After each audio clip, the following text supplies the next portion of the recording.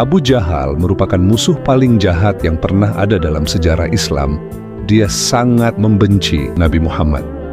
Bukan sekedar benci, tapi dia terus-terusan nyakitin Nabi, baik secara fisik maupun mental. Bayangin aja, dia pernah melempar Nabi dengan kotoran saat beliau sedang salat. Dia juga berniat menginjak kepala Nabi saat beliau sedang sujud. Nggak cuma itu, Abu Jahal juga berencana melempar Nabi dengan batu besar saat Nabi sedang beribadah.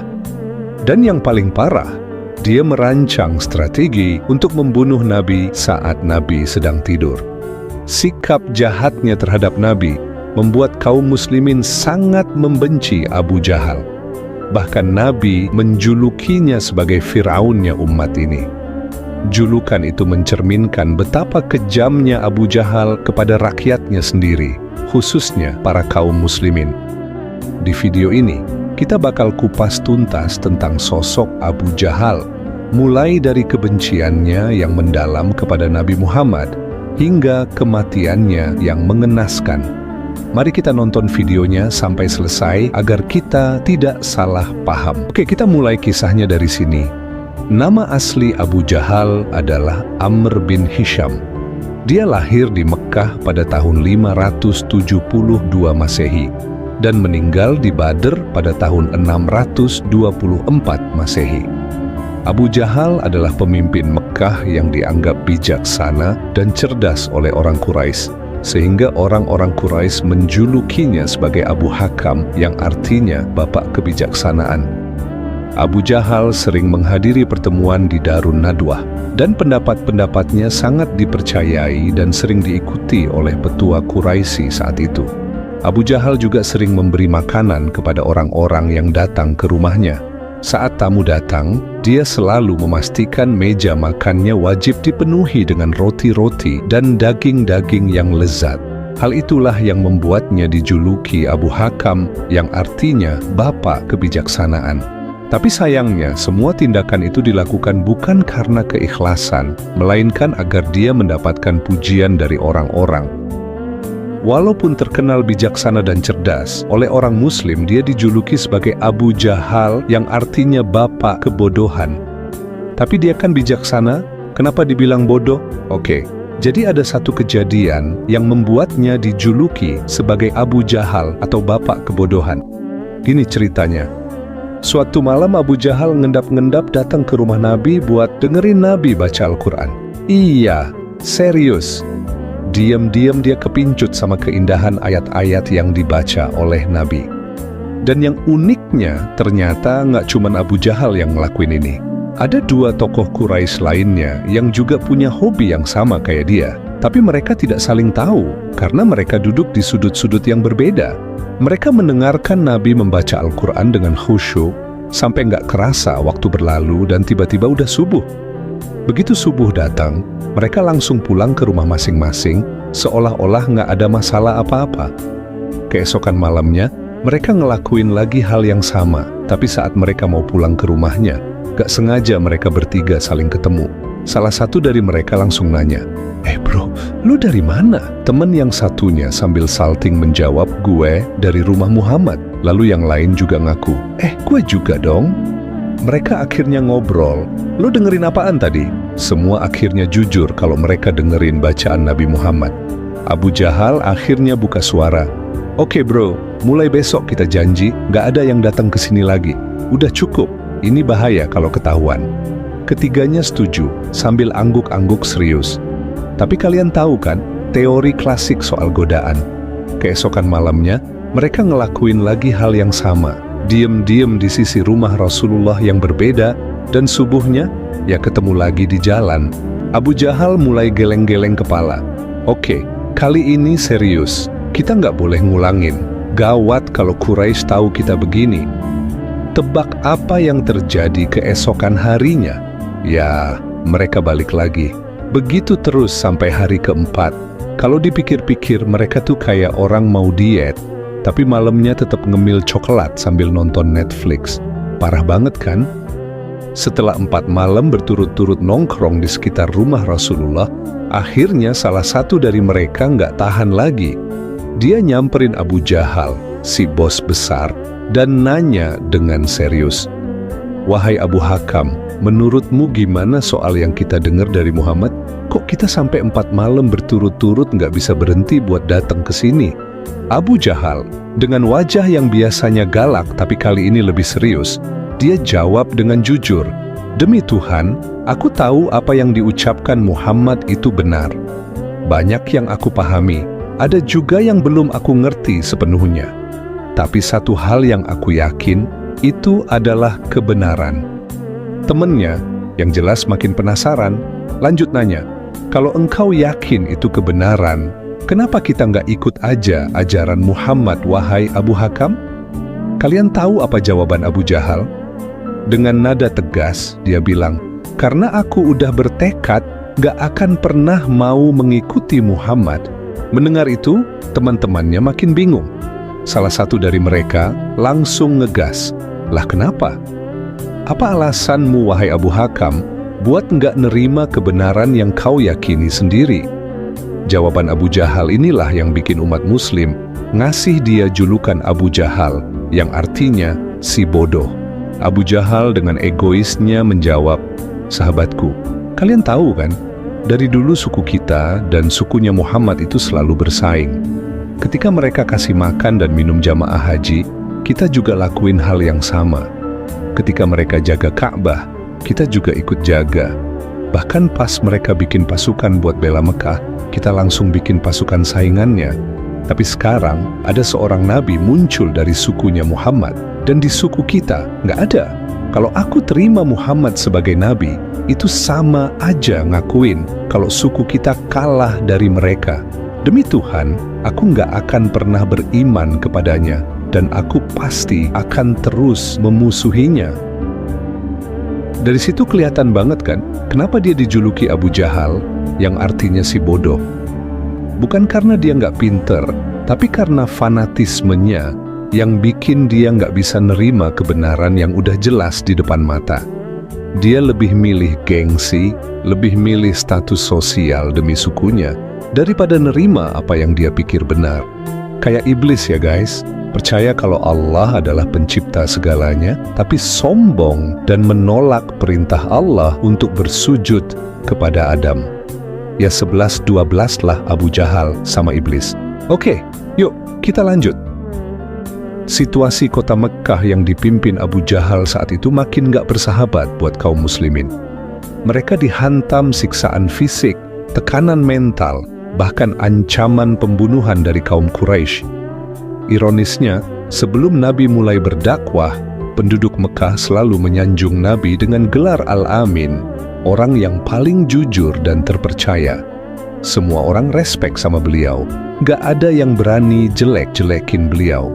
Tapi begitu Nabi mulai menyampaikan dakwah Islam dan mengaku sebagai utusan Allah, semuanya berubah drastis. Yang dulu memuji jadi mencaci, yang dulu menghormati malah berbalik memusuhi. Suatu ketika saat Nabi mau melaksanakan salat di masjid, tiba-tiba Abu Jahal mendatangi beliau. "Wahai Muhammad, siapa yang memperbolehkanmu beribadah di sini? Apa sih gunanya salat ini? Semua ini sia-sia belaka, nggak ada gunanya." Nabi Muhammad tidak menanggapi kata-kata Abu Jahal sedikit pun. Beliau hanya diam dan bersabar, lalu melanjutkan langkahnya menuju masjid. Melihat sikap Nabi yang tidak menggubrisnya, Abu Jahal merasa semakin kesal. "Kenapa kau cuma diam, Muhammad? Apa kau takut kepadaku? Apa kau nggak tahu? Aku ini orang yang sangat kaya, pengikutku lebih banyak daripada pengikutmu. Hei Muhammad, tidakkah semua itu membuat kau segan padaku?" Abu Jahal begitu sombong dengan segala kekayaan dan pengikut yang dia miliki, seolah-olah itu adalah segalanya. Tapi kerennya Nabi tetap tidak terpengaruh dan langsung memulai salatnya tanpa peduli dengan ucapan Abu Jahal. Ternyata sikap diam Nabi membuat Abu Jahal semakin kesal. Dia merasa hina karena Nabi tidak menggubrisnya. Abu Jahal pun bersumpah dia akan membalas sakit hatinya. Keesokan harinya, di tempat yang sama, Abu Jahal dan teman-temannya sudah menunggu kedatangan Nabi Muhammad. Ketika Nabi tiba, Nabi langsung masuk ke dalam masjid untuk melaksanakan salat. Abu Jahal yang sudah siap dengan niat buruknya menunggu kesempatan yang tepat untuk menyerang Nabi. Ketika Nabi sedang sujud, Abu Jahal langsung masuk ke dalam masjid berniat melemparkan batu besar ke kepala Nabi. Namun, saat tangannya hendak melemparkan batu itu, tiba-tiba tangan Abu Jahal terhenti, tubuhnya kaku, dan membuat batu itu jatuh mengenai kakinya sendiri. Dengan ketakutan yang luar biasa, dia lari dengan terpincang-pincang. Teman-temannya heran melihat Abu Jahal seperti itu. "Ada apa, wahai Abu Hakam? Kenapa kau nggak lempar kepala Muhammad?" "Tadi, waktu aku mau lempar kepala Muhammad, tiba-tiba aku lihat seekor unta putih dengan mulut besar yang siap menyerangku. Aku sangat ketakutan, jadi aku langsung mundur. Kalau aku deketin Muhammad, bisa jadi unta itu akan memakanku." Sesaat kemudian, ketika Nabi sedang sujud, dia berusaha dekatin Nabi dan berencana untuk menginjak tengkuk Nabi Muhammad. Rupanya Abu Jahal ini nggak jera juga. Saat dia hendak menginjakkan kakinya ke tengkuk Nabi, dia langsung lari lagi dengan terbirit-birit. Lalu teman-temannya tanya lagi, "Kenapa kau berlari, wahai Abu Hakam?" "Waktu aku mau menginjakkan tengkuk Muhammad, tiba-tiba aku melihat ada paret besar dengan api yang menyala-nyala di dalamnya, dan ada banyak sayap besar yang siap menghancurkanku. Aku sangat takut." Ternyata, apa yang dilihat oleh Abu Jahal adalah tanda-tanda perlindungan Allah Subhanahu wa Ta'ala yang mengirimkan malaikat untuk melindungi Nabi Muhammad sallallahu alaihi wasallam. Kalau kalian pikir dia kapok, kalian salah besar. Ini orang memang super jahat sama Nabi. Kalian tahu apa yang dia lakukan selanjutnya? Abu Jahal memerintahkan anak buahnya untuk membawa kotoran yang sudah dia siapkan. Mereka kemudian datang dan melemparkan kotoran itu ke arah Nabi hingga mengenai kepala beliau yang sedang sujud. Semua kotoran itu mencemari tubuh Nabi. Salah satu sahabat yang melihat kejadian itu langsung memberitahukan kepada keluarga Nabi. Ketika Sayyidah Fatimah radhiyallahu anha mendengar berita itu, Fatimah menangis dan langsung pergi ke tempat Nabi, lalu membersihkan semua kotoran itu dengan tangannya. Abu Jahal benar-benar tidak punya hati. Luar biasa jahat si kafir yang satu ini.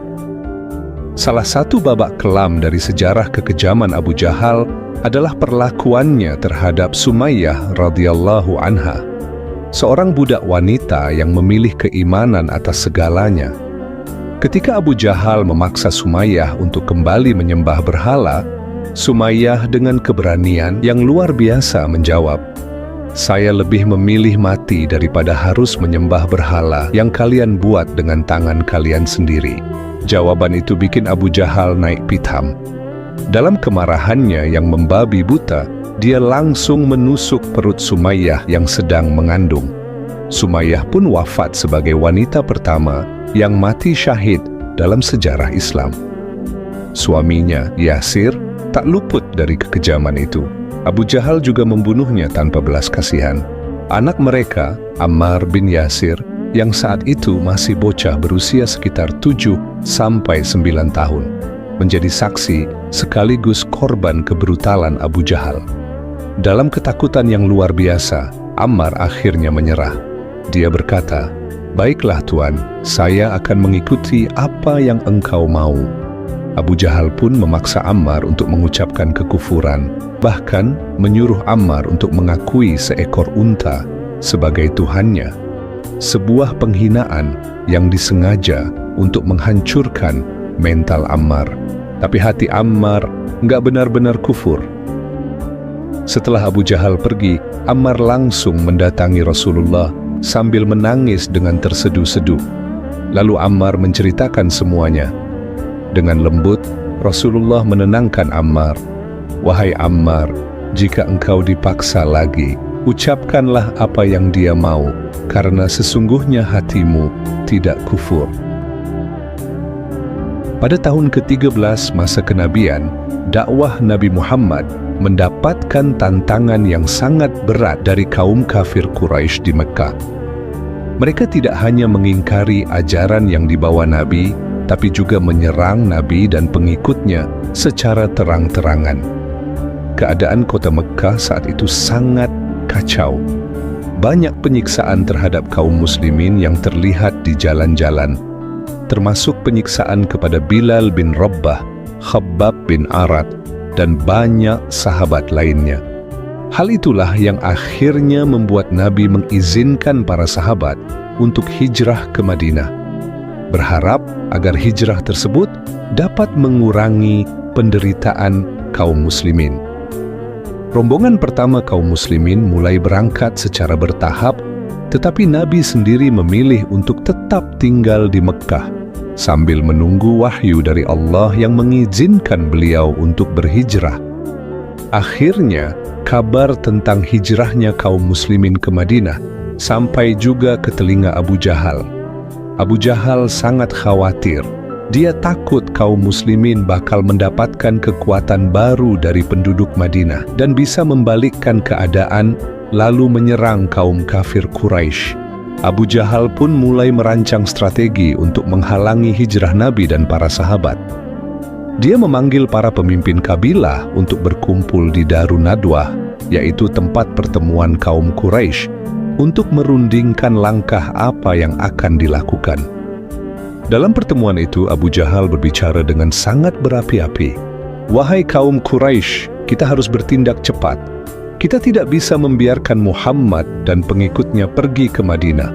Mereka bisa mendapatkan dukungan besar dari penduduk Madinah, dan itu akan menjadi ancaman besar bagi kita. Kita harus segera menyingkirkan Muhammad dari Mekah agar kita bisa hidup dengan tenang." Lalu Abu Jahal mengusulkan rencana jahatnya untuk mengakhiri keberadaan Nabi Muhammad. "Kita harus kumpulkan pemuda-pemuda dari berbagai kabilah di Mekah, dan kita kepung rumah Muhammad saat tengah malam. Ketika dia sedang tidur, kita bunuh dia bersama-sama. Jika kita bersatu, tidak ada seorang pun dari Bani Hashim yang akan berani melindunginya. Dengan begitu, masalah selesai." Rencana ini langsung disetujui oleh para pemimpin Quraisy lainnya. Mereka merasa bahwa ini adalah ide yang sangat brilian.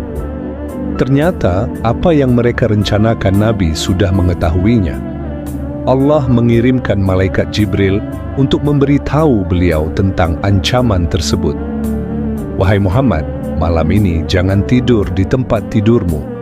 Sesungguhnya Allah telah memerintahkanmu untuk berhijrah ke Madinah." Nabi Muhammad langsung mempersiapkan langkah-langkah untuk menghindari ancaman pembunuhan yang telah direncanakan oleh kaum kafir Quraisy. Dengan tenang, beliau memanggil Ali bin Abi Thalib dan memberikan instruksi penting. "Ali, malam ini tidurlah di tempat tidurku dan pakailah selimutku. Semoga Allah senantiasa melindungimu." Ali bin Abi Thalib pun setuju dan berbaring di tempat tidur Nabi, sementara Nabi Muhammad keluar dari rumah beliau dengan penuh hati-hati.